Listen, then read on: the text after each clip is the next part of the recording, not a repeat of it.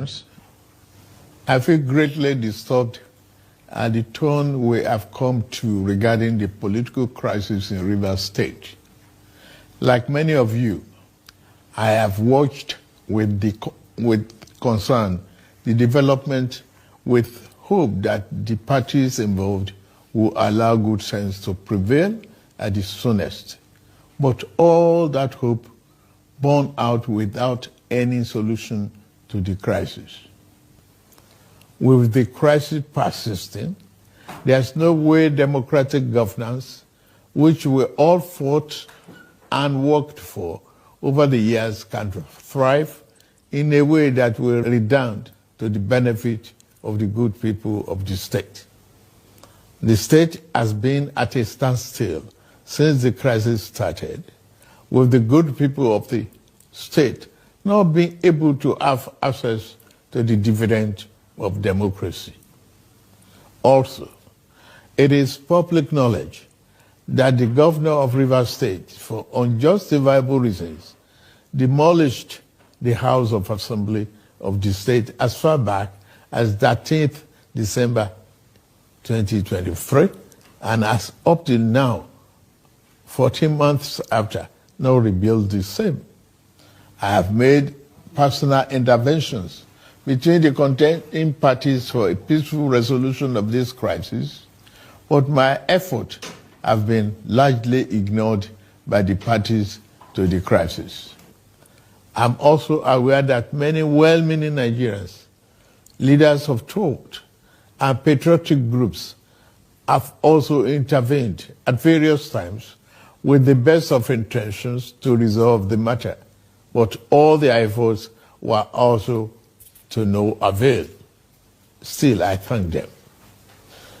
On February 28, 2025, the Supreme Court, in a judgment in respect to all about 8 consolidated appeals concerning the political crisis in Rivers State, based on several grave unconstitutional acts and the disregard of the rule of law that has been committed by the governor of Rivers State, as shown by the evidence before it, pronounced in very clear terms. And I quote, "A government cannot be said to exist without one of the 3 arms that make up of the government of a state under the 1999 Constitution as amended. In this case, the head of the executive arm of the government has chosen to collapse the legislature to enable him to govern without the legislature as a despot. As it is, there is no government in Rivers State," and I quote. The above pronouncement came after a catalogue of judicial findings of constitutional breaches against Governor Siminalayi Fubara.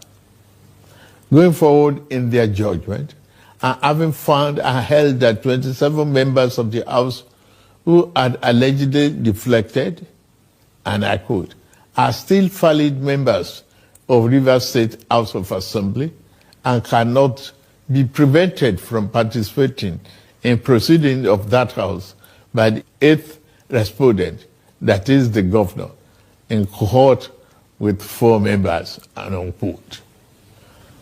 The Supreme Court then made some orders to restore the state to immediate constitutional democracy. These orders include the immediate passing of an appropriation bill by the Rivers State House of Assembly, which up to now has not been facilitated. Some militants had threatened fire and brimstone against their perceived enemies of the governor, who has up to now not disowned them. Apart from that, both the House and the governor have not been able to work together. Both of them do not realize that they are in office to work together for the peace and good governance of the state. The latest security report made available to me show that between yesterday and today, there have been disturbing incidents of vandalization of pipelines by some militants without governor taking any action to curtail them.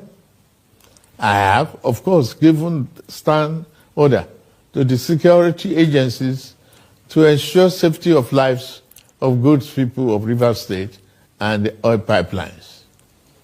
With all this and many more, no good and responsible president will stand by and allow the grave situation to continue without taking remedial steps prescribed by the Constitution to address the situation in the state, which no doubt requires extraordinary measures to restore good governance, peace, order, and security.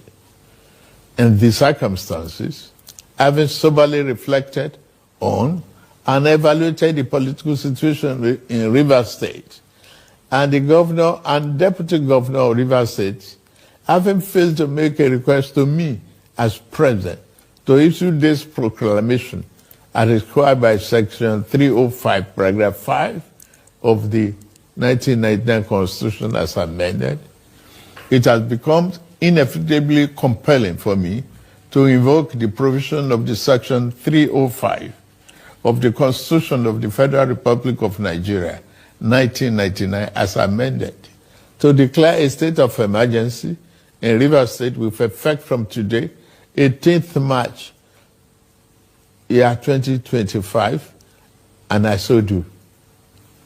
By this declaration, the governor of Rivers State, Mr. Similaye Fubara, his deputy, Mrs. Ngozi Oju, and all elected members of the House of Assembly state are hereby suspended for an initial period of 6 months.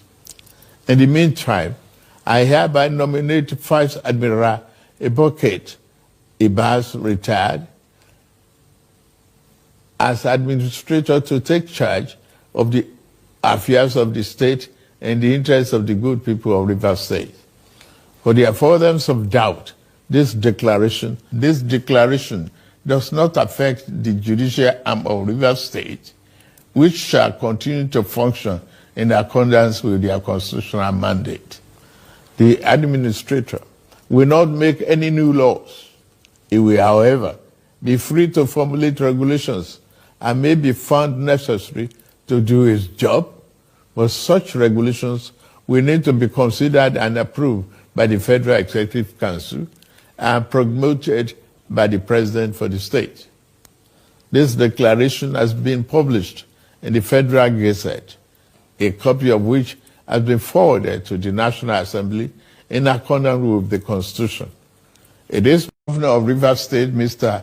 Similaye Fubara, his deputy, Mrs. Ngozi Oju, and all elected members of the House of Assembly state are hereby suspended for an initial period of 6 months. In the meantime, I hereby nominate Vice Admiral Eboket Ibas, retired, as administrator to take charge of the affairs of the state in the interests of the good people of Rivers State. For the avoidance of doubt, this declaration does not affect the judicial arm of Rivers State, which shall continue to function in accordance with their constitutional mandate. The administrator will not make any new laws. He will, however, be free to formulate regulations and may be found necessary to do his job, but such regulations